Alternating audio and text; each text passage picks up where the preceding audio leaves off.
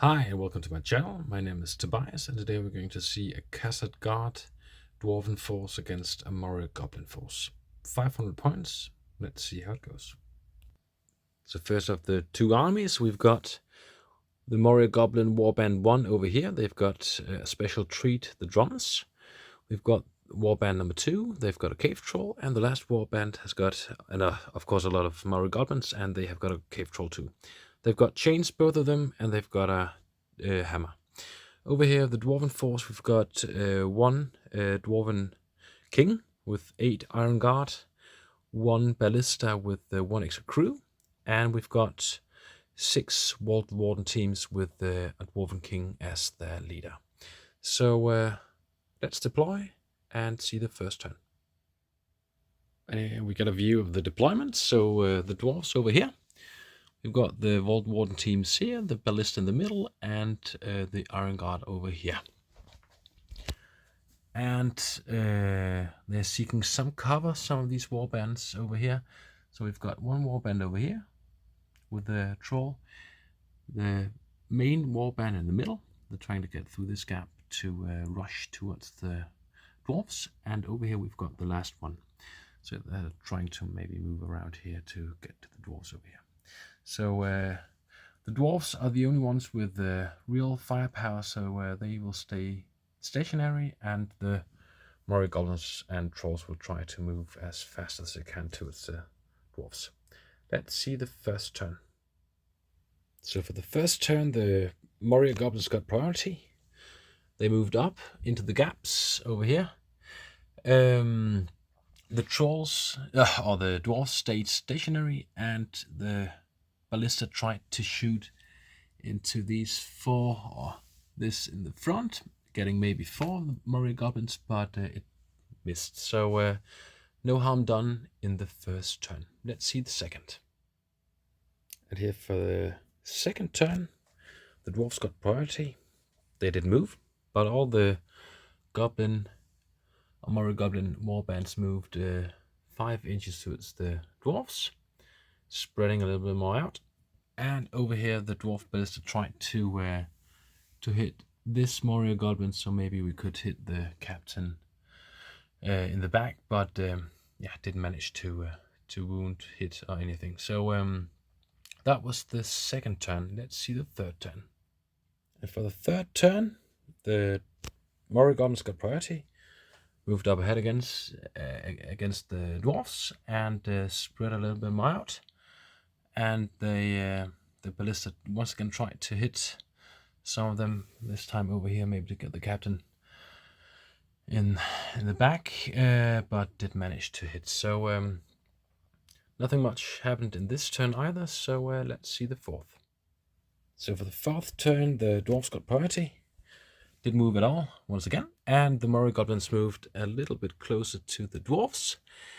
The dwarf ballista wanted to hit like this row of Moria Goblins ending up in the cave troll, but rolled 3, punished that up to a 4, spending 1 point of might, and then getting 1 on the deviation roll. So that sucks for the dwarfs. So no hits until now, so let's go into the fifth turn. So for the fifth round, the dwarfs got priority. So the Moria Goblins are drawing really near to the dwarves right now, and these Iron Guard just moved a little bit back when they had the movement phase, and also the Vault Warden Teams moved back just to make sure that there won't be contact next turn without them having a say. The Dwarf Ballista tried to get 1 in here, but once again missed. So real rubbish this time, this ballista. So that was it for the 5th turn. Let's see the 6th. So for the 6th round, the dwarfs got priority once again. They hoped for the goblins to have priority so they could maybe charge them this turn, but the drum stayed over there. The dwarves stayed put, and all the Moria Goblin warbands moved closer to the dwarves. So next turn there will be some fighting. Maybe some heroic moves also, but let's see. Also 2 at last, the ballista got 2 casualties over here. A slight deviation. They wanted the captain hit, but they got these 2 Moria Goblins instead, right in this position, so in front of the ballista. So that was it for the 6th round. Let's see the 7th turn around. So for the 7th round, the dwarves got priority. The Moria Goblins captains wouldn't have any of it, so they spent 1 might each. There's 3 Moria Goblin captains. The Dwarf King spent 1 might point 2. So we had a lot of different fights here. So we had, if you start over here, the Dwarven King just got killed. He went into this troll. The other one went into this troll over here to stop them, but unfortunately they've got the power brutal power attacks, so he used Rend. The troll won the fight, although they had the same fight value, but one king lost, and he used Rend on him and killed him with 3 wounds. He couldn't use or spend any fate to prevent that. Also 1 iron shield down, 2 Moria Goblins down. The ballista is yeah, it doesn't work anymore because the Goblin Captain spent 1 turn in contact with it, unobstructed, so he could destroy it. And over here, but we leave it in place, this ballista, so it's in place. Over here we had some exciting fights, and the troll won this fight too, and used Rend on the Dwarven King. He had to spend 1 point of fate to prevent the 2nd wound, so he's still alive, but yeah, barely. So for the 2nd round, or for the 7th round, sorry, we've got 2 Moria Goblins down with shield and sword, and 1 iron shield and 1 Dwarven King. So let's see the 8th round. And now for the 8th round, so the Goblins got priority. This Dwarven King spent his last point of might to call a heroic move.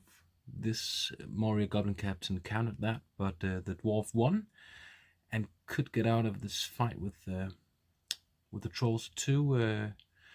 Iron Guard went into the fight. They wounded him with their throwing weapons. They both went down. Here, nothing special. 1 more Iron Guard down. And our Vault Warden team down, and here we got the last fight where the troll got a foe spear. So it's not looking too good for the dwarves.